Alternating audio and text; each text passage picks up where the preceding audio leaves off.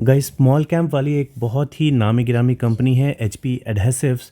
इसके रिजल्ट्स आ गए हैं Q4 के। स्मॉल कैप क्यों, मार्केट कैप देख सकते हैं 743 करोड़ का ही है। 1000 करोड़ का भी मार्केट कैप नहीं है, लेकिन प्राइस बहुत अच्छा प्राइस है। 405 रुपये का ये स्टॉक है, मतलब स्ट्रॉन्ग स्टॉक में ये आता है। चलिए रिजल्ट देख लेते हैं। सेल्स देखेंगे तो ईयर ऑन ईयर में 15% इंक्रीज़ हुआ है, और नेट प्रॉफिट देखेंगे तो 464% का इंक्रीज़ हुआ है। क्यों?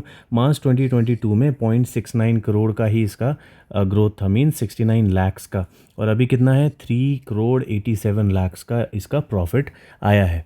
तो बहुत ही बड़ा जंप है। इवन पिछले क्वार्टर का अगर देखेंगे तो 3 करोड़ 10 लाख था, तो उससे भी इंक्रीज़ है, और पिछले मार्च में जो था उससे भी इंक्रीज़ है। एचपी एडहेसिव बहुत ही स्ट्रॉन्ग कंपनी है। देख सकते हैं कॉम्पिटिटर कौन है, पिडिलाइट इंडस्ट्री, SRF, देख रहे हैं, ऐसी बड़ी बड़ी कंपनीज इसकी कॉम्पिटिटर है, दीपक नाइट्राइट। और यहाँ पे अगर आप देखेंगे डेट मार्जिन, तो यहाँ पे दिखेगा आपको कि इसने डेट कम किया है, मार्जिन अपना बढ़ाया है। ये मेरा खुद का एक अलर्ट है, तो इससे मुझे मालूम चलता है कि इन्होंने अपना डेट कम किया है और मार्जिन्स बढ़ाए हैं, जो कि दोनों ही अच्छी बात है। तो अगर गाइज मैं आपको बोल रहा हूँ कि पिडिलाइट इसकी कॉम्पिटिटर है, तो आप ये मत समझना कि पिडिलाइट के ही सारे सामान लोग खरीदते हैं। एचपी एडहेसिव को कोई नहीं जानता, तो इसका कौन खरीदेगा। इसका मार्केट जो है वो थोड़ा सा अलग टाइप का है। इसकी वेबसाइट पे जब आप जाएंगे तो आपको मालूम चलेगा इसके प्रोडक्ट्स जो हैं सॉल्वेंट, सीमेंट, सिलिकॉन जो शीशे वगैरह चिपकाते हैं, और कॉन्टैक्ट एडहेसिव, ठीक है, ये white glue, drainage solution, plumbing accessories. तो प्लम्बिंग में ये सबसे ज़्यादा फेमस है। किसी भी प्लम्बर से अगर आप मोस्टली पूछेंगे सामान कौन सा लिया जाता है, तो उनको भले पता ना हो कि एचपी एडहेसिव का है, लेकिन मोस्टली वो रहेगा स्ट्रॉन्ग वेल्ड के नाम से। ठीक है, स्ट्रॉन्ग वेल्ड जो है वो एचपी एडहेसिव की ही कंपनी है। कई सारे प्रोडक्ट इसके एचपी के नाम से भी आते हैं, लेकिन मेजर जो इसके प्रोडक्ट सेगमेंट है वो स्ट्रॉन्ग वेल्ड के नाम से है। इंडस्ट्री का पीई देखेंगे तो 28.8 का है। इस स्टॉक का पीई उससे बहुत ज़्यादा है, लगभग 3 गुना है। ठीक है, 62.7 का पीई है। आरओसी एवरेज है अभी, आरओई भी देखेंगे तो एवरेज से कम है। प्रोमोटर्स होल्डिंग बहुत स्ट्रांग है, 71.4% की है, इसमें से इन्होंने कुछ भी गिरवी नहीं रखा। डिविडेंड भी ये कंपनी अभी नहीं दे रही है। पूरा का पूरा इसका फोकस जो है अपनी ग्रोथ पर है। और डेट तो मैंने बता ही दिया कि डेट ना के बराबर है, और जो भी इनके पास डेट अभी है भी, वो भी ये लोग कम कर रहे हैं। देखिए इसका प्राइस अगर चेक करेंगे तो इसका प्राइस 404 रुपीज़ है। ठीक है, ये लिस्ट कब हुआ था, ये देखिए 2022 जनवरी में लिस्ट हुआ था, और जिस प्राइस पे ये उस टाइम था उसी प्राइस पे ये अभी है, सेम ही प्राइस पे ये अभी भी है। अब देखिए एक चीज़ आप ध्यान दीजिए कि मार्केट में इतनी सारी कंपनीज है, बड़ी से लेके छोटी कंपनी, हर कंपनी फॉल हुई है, राइट। लेकिन ये कंपनी क्या हुई है, ये कंपनी ऐसे ऐसे चली है। मीन्स क्या हुआ है, इसमें कंसोलिडेशन हुआ है। ठीक है, ये कंपनी गिरी नहीं है। इसका पीई भले हाई है, लेकिन ये गिरी नहीं है। मतलब ये तो कंपनी दिखा रही है कि गिरने के टाइम में, जब सारी इंडस्ट्रीज गिर रही होंगी, उस टाइम में ज़्यादा चांसेस होंगे इस कंपनी के कंसोलिडेट करने के। ठीक है, अभी ऊपर जाने के टाइम पे ये क्या करती है, ज़्यादातर लोग अच्छे से गेस कर सकते हैं। 90% लोग गेस करेंगे कि ये ऊपर ही जाएगी। क्यों ऊपर जाएगी? क्योंकि इसके रिजल्ट्स यही शो करते हैं। तो गिरने के लिए तो ये गिरना नहीं चाह रही, ये इसने दिखा दिया जब से ये लिस्ट हुई है तब से। अब अगर इसके रिजल्ट्स भी अच्छे आ रहे हैं, मार्केट भी ऊपर जा रहा है, तो आप सोचिए कि इसमें अब क्या होने के चांसेस सबसे ज़्यादा है। ठीक है, अगर पीई रेशियो देखेंगे, इसकी वैल्यूएशन चेक करेंगे कि महंगा है कि सस्ता है, तो देखिए मीडियन इसका कहाँ पर है, मीडियन है यहाँ पर। ठीक है, 85 के आसपास, और अभी ये कहाँ चल रहा है, 62 63 के आसपास चल रहा है। मतलब ये अभी अंडर वैल्यूड है। ठीक है, आप इसे अभी खरीदेंगे तो ये सस्ता ही है, महंगा नहीं कंसिडर होगा। इवन इसकी ईपीएस देखेंगे तो ईपीएस इसकी अभी तक बढ़ती हुई दिख रही है। मतलब पहले तो कम ज़्यादा थी, स्टार्टिंग की स्टेज थी, तो ऑब्वियसली वोलेटाइल रहेगी, लेकिन लास्ट 3 क्वार्टर से ये ऊपर जाता हुआ ही दिख रहा है। ये जो ब्लू वाले पहाड़ हैं, ये ऊपर जाता हुआ दिख रहा है, पीई नीचे आता हुआ दिख रहा है। तो जो हमारा फेवरेट कॉम्बिनेशन, पीई नीचे आता हुआ, ईपीएस ऊपर जाता हुआ, वो लास्ट 3 क्वार्टर से दिख रहा है। और देखिए अगर इसकी बैलेंस शीट भी चेक करेंगे तो रिजर्व्स यहाँ से यहाँ क्या हुआ, अच्छे हुए, यहाँ से यहाँ और अच्छे हुए, यहाँ से यहाँ और अच्छे हुए। ठीक है, बोरोविंग्स देखेंगे तो बोरोविंग्स इधर से इधर थोड़े बढ़े थे, लेकिन उसके बाद बहुत स्पीड में ये लोग कम कर रहे हैं। और इवन लाइबिलिटीज़ भी देखेंगे तो कम हो रहे हैं। एंड फिक्स्ड एसेट की बात करें तो फिक्स्ड एसेट कंटिन्यूसली बढ़ रहे हैं। तो हर चीज़ जो है अच्छी दिख रही है हमेशा ही। बस एक ही चीज़ अच्छी नहीं दिख रही है शेयर होल्डिंग पैटर्न में, वो है एफआईआई ने अगर आप देखेंगे तो मार्च 2023 में क्या किया है, अपना स्टेक बिल्कुल ना के बराबर कर दिया है। पहले कितना था, 11.79% का इनके पास स्टेक था, जो कि अभी कितना हो गया है, बिल्कुल ना के बराबर 0.01%। वहीं अगर म्यूचुअल फंड को देखेंगे तो म्यूचुअल फंड के पास पहले क्या था, कुछ भी नहीं, और अभी कितना है, लगभग आधा % के आसपास इनके पास स्टेक है, 0.57% के आसपास इनके पास स्टेक है। पब्लिक इसमें बहुत ज़्यादा बुलिश है। आप जब भी देखेंगे तो पब्लिक इसमें क्या कर रही है, अपनी बाइंग करती जा रही है। ठीक है, तो कॉन्फिडेंस जो लूज हुआ है वो सिर्फ फॉरेन इन्वेस्टर की तरफ से ही हुआ है। चलिए अब आ जाते हैं मेन मुद्दे पे।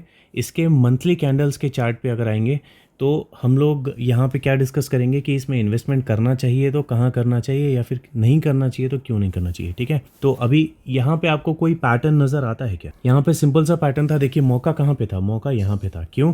क्योंकि यही इसका बेस था। जो ऑल टाइम लो था वो इसके गिरने के टाइम पे यहीं पे बन रहा था, और वहीं से इसने क्या किया है, बाउंस बैक लिया है। और ऑब्वियसली अगर कंपनी के रिजल्ट्स अच्छे आने वाले रहते हैं तो वो बहुत पहले से ही अपने रिजल्ट्स की अनाउंसमेंट करना शुरू कर देता है ग्रीन कैंडल्स बना के। रिजल्ट्स जितने ज़्यादा अच्छे आने वाले रहते हैं, ग्रीन कैंडल्स उतने ही ज़्यादा अच्छे आपको देखने को मिल सकते हैं बहुत पहले से ही। ठीक है, तो वही हुआ है इसमें भी। इसने बाउंस बैक वहीं से लिया जहाँ पे इसका बेस था, और अभी ये देख सकते हैं कि देखने में ऐसा लग रहा है कि हमारी ट्रेन छूट चुकी है। कुछ लोगों को ये डब्ल्यू पैटर्न जैसा भी लग सकता है, लेकिन डब्ल्यू पैटर्न ऐसा नहीं होता। डब्ल्यू पैटर्न होता है, अगर जैसे ये बेस बना था तो यहीं से अगर ये पलट जाता तो ये एक डब्ल्यू पैटर्न हम लोग मान सकते थे। तो ये प्रॉपर डब्ल्यू पैटर्न नहीं है, लेकिन हाँ उसी के जैसा है। अभी हमने पीई के चार्ट में हमने चेक किया था, पीई रेशियो के चार्ट में, वहाँ मालूम चला था कि ये अभी क्या है, ये अभी अंडर वैल्यूड जोन में है। तो हम लोग इसको यहाँ पे भी बाय करें तो कोई बुरी बात नहीं है। ठीक है, हम लोग इसे बाय कर सकते हैं। लॉन्ग टर्म के लिए अगर आप सोच रहे हो तो आप इसे यहाँ पे बाय कर सकते हो। लेकिन जब आप इसके डेली कैंडल्स के चार्ट पे आओगे तब आपको दिखेगा ये अभी कहाँ चल रहा है, अपर बॉलिंजर के पास में चल रहा है। कहाँ पर? अपर बॉलिंजर के पास में चल रहा है। तो इसका क्या मतलब है, ज़्यादा चांसेस किस चीज़ के हैं, ज़्यादा चांसेस इसके थोड़े नीचे आने के हैं। भले वो यहाँ तक आए या यहाँ तक आए या कहीं तक भी आए, लेकिन नीचे आने के चांसेस ज़्यादा है। अभी कुछ भी हो सकता है गाइस। देखिए अभी इसके प्रॉफिट अनाउंस हुए तो हो सकता है ये नीचे अभी ना आए, हो सकता है बाद में कहीं यहाँ तक जाके उसके बाद यहाँ पे कहीं तक आए, उसके बाद यहाँ से पलट जाए। ठीक है, तो उस टाइम में आप ये नहीं बोल सकते कि ये मेरी वजह से छूट गया या किसी और यूट्यूबर की वजह से छूट गया। ठीक है, जो सिचुएशन बोल रही है वही मैं यहाँ पे बता रहा हूँ। सिंपल सी बात है, अगर ये अपर बॉलिंजर के पास में है तो ओवरबॉट है। अगर बीच में रहता तो इसमें कुछ भी श्योर नहीं होता। अगर नीचे रहता तो ये अंडर वैल्यूड जोन में था। ठीक है, तो वही सीन है। अभी इसकी हिस्ट्री देखोगे तो ये कहाँ रहता है, ये है देखो अंडर वैल्यूड। तो यहाँ पे जिसने बाइंग की, अगर शॉर्ट टर्म वाला होगा तो उसने यहाँ बेचा, अगर लॉन्ग टर्म वाला होगा तो ये यहाँ पे जो बड़ी बाइंग करके वो होल्ड कर रहा होगा। सिंपल सा लॉजिक है, राइट। अगर आप स्विंग ट्रेडर हो तो आप यहाँ खरीद के यहाँ बेचोगे, या फिर यहाँ सेल करके यहाँ बाय करोगे। अगर आपको सेलिंग और बाइंग पता है, शॉर्ट सेलिंग पता है, तो शॉर्ट सेलर क्या करते हैं, यहाँ पे बेचते हैं और यहाँ पे बाय करते हैं, उसी में उनको प्रॉफिट होता है। ठीक है, वो उल्टा करते हैं। तो अगर आप लॉन्ग टर्म इन्वेस्टर हो तो आप क्या करोगे, लोएस्ट पॉसिबल पॉइंट पे आप बाय करोगे। यहाँ पे जिसने बाय किया उसने होल्ड किया। अभी जिसने यहाँ पे भी बाय किया, ठीक है, इसलिए यहाँ पे भी अगर किसी ने बाय किया तो वो भी होल्ड करेगा।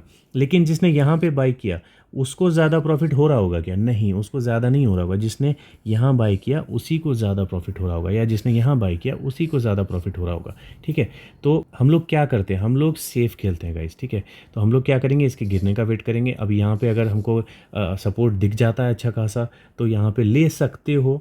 मैं पर्सनली नहीं लूँगा। ठीक है, रिजल्ट्स भले अच्छे आ गए हैं, लेकिन हर स्टॉक में कभी ना कभी कुछ ना कुछ बुरी न्यूज़ आती है, और तब उस टाइम जब वो गिरता है तो वो ये लेवल बहुत सारे आसपास के लेवल्स ब्रेक करके नीचे जाता है और आपको मौके देता है इन्वेस्टमेंट करने के। ठीक है, तो मैं उसी टाइप के लेवल्स में इन्वेस्टमेंट करता हूँ। अभी इसमें मैं बहुत टाइम से इस स्टॉक को फॉलो कर रहा था, एज अ स्मॉल कैप समझ लो या माइक्रो कैप समझ लो, मैं इसे फॉलो कर रहा था, लेकिन इसने इन्वेस्टमेंट का मौका ही नहीं दिया। अभी देखो, ये आपको लग रहा होगा कि हाँ ये तो यहाँ से गिरा ना, आप बोल रहे हो नहीं गिरा। नहीं गाइस, ये कुछ भी नहीं है। अभी देखो इसका ऑल टाइम हाई, अगर आप इसे मान के चलोगे, जो कोई मानेगा भी नहीं, क्योंकि अभी देखो ये इस तरह के हाइज हैं जिस पे लोग बाइंग करने के बारे में जस्ट सोच ही रहे होंगे। ठीक है, ये झट से गया और झट से नीचे आ गया।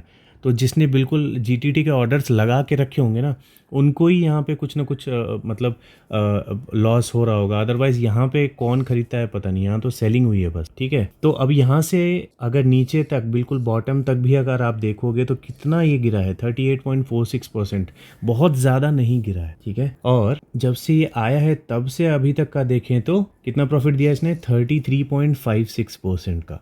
तो यहाँ से यहाँ तक 33.56%, जिसने स्टार्टिंग से ही इसे ले रखा होगा उसे 33.56% का प्रॉफिट अभी हो रहा होगा, ठीक है। तो बहुत ज़्यादा भी नहीं है, बहुत कम भी नहीं है। ऑब्वियसली बहुत अच्छा नंबर होता है, स्विंग ट्रेडर्स के लिए अच्छा नंबर होता है। 30-40% के आसपास तो आराम से बेच देते हैं वो लोग, है ना।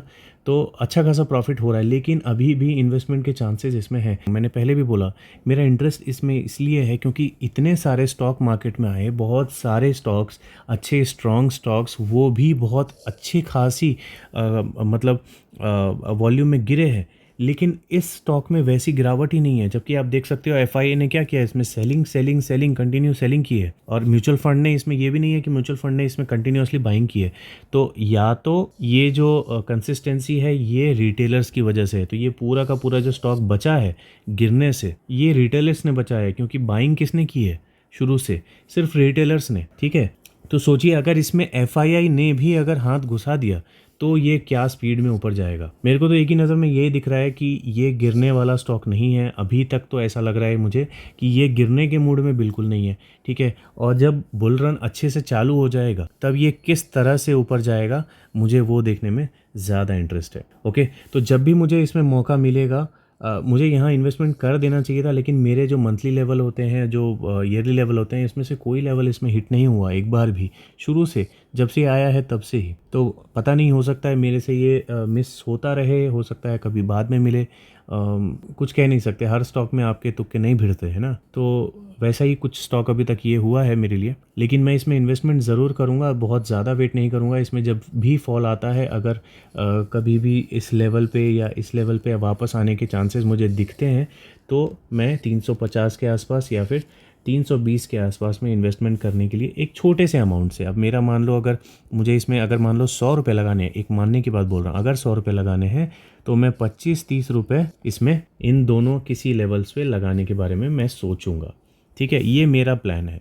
मैं आपको बस ये बताना चाह रहा था कि HP एडहेसिव, जिन लोगों को नहीं पता, HPAL एक स्टॉक है मार्केट में, इसको आप अपने ट्रैकर में डाल सकते हो, ठीक है। काफ़ी स्ट्रॉन्ग स्टॉक है, फॉलिंग मार्केट में भी गिरा नहीं है, रिजल्ट्स बहुत बढ़िया आए हैं, ठीक है। मैनेजमेंट बहुत अच्छा है, सेक्टर इंडस्ट्री जो है वो बहुत अच्छी है, केमिकल इंडस्ट्री है वो भी पिडिलाइट के कंपटीशन में, और मार्केट में ऑलरेडी अपना पैर जमा चुकी है ये कंपनी, ठीक है। और मार्केट कैप बहुत कम है, तो जब मार्केट कैप बहुत कम रहता है ना, उसके स्कोप्स बहुत ज़्यादा रहते हैं फ्यूचर के। तो अगर आप लॉन्ग टर्म इन्वेस्टर हैं तो इस तरह की strong company, product based company, ऐसी कंपनी में ज़्यादा चांसेस लेने चाहिए, ठीक है। तो अगर आपके कुछ और क्वेश्चंस हैं इसके लिए तो आप कमेंट सेक्शन में लिख दीजिए, या ऐसी कोई और कंपनी आप जानते हो तो वो भी कमेंट सेक्शन में लिख के आप बता सकते हो, ठीक है। चलिए अब मिलते हैं अगले वीडियो में।